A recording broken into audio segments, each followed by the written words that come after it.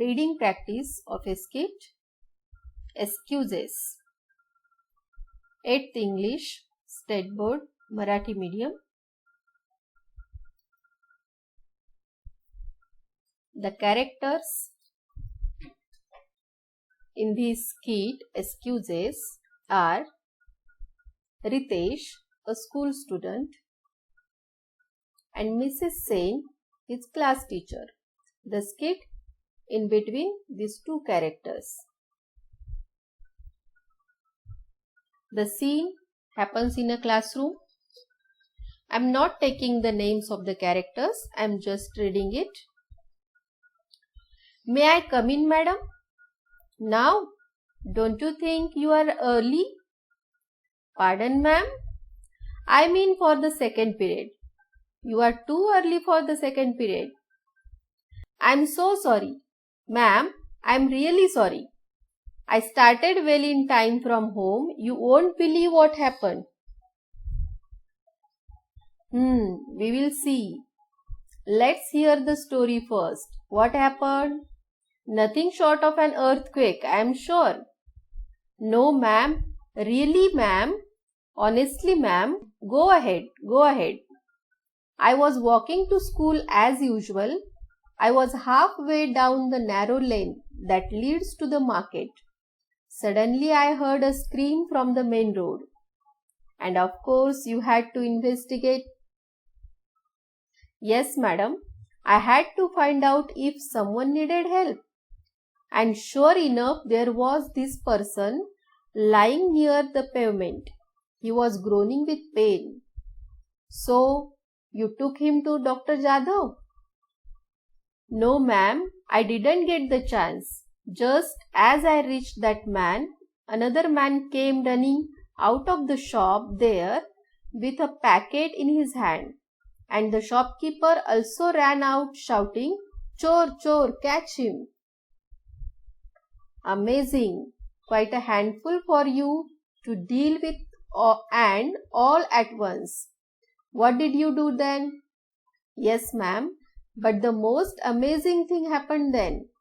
That man near the pavement, he too got up and began to run with the thief. Without losing a moment, I ran after them. And then you caught them and took them to the police station. We couldn't do that, ma'am. They just vanished around the corner. All this happened so fast. Then why are you late? That's not all. I realized that I had left my bag at the shop in the mad rush. So I ran back to get it. And it wasn't there.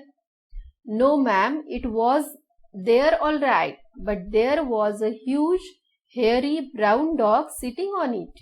I didn't know what to do. Interesting. A dog on a bag in a shop. Yes, ma'am. Even the shopkeeper was surprised.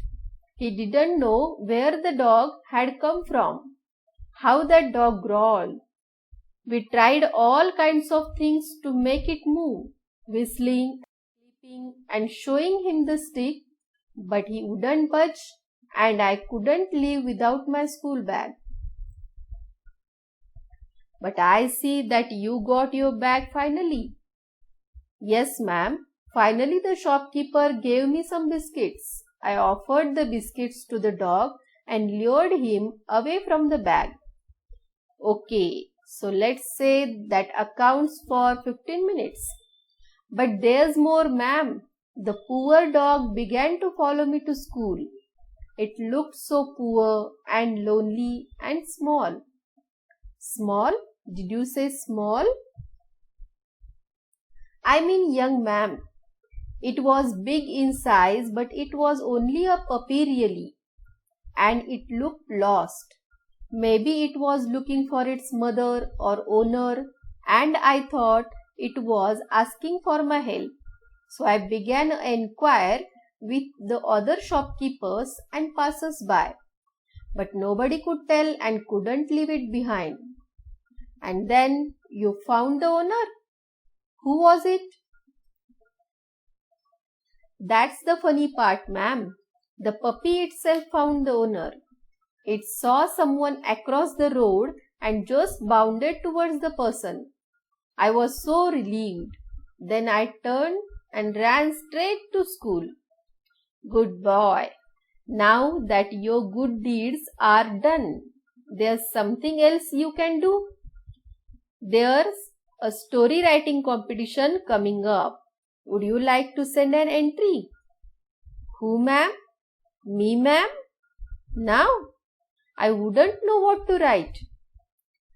I'm not good at making up stories.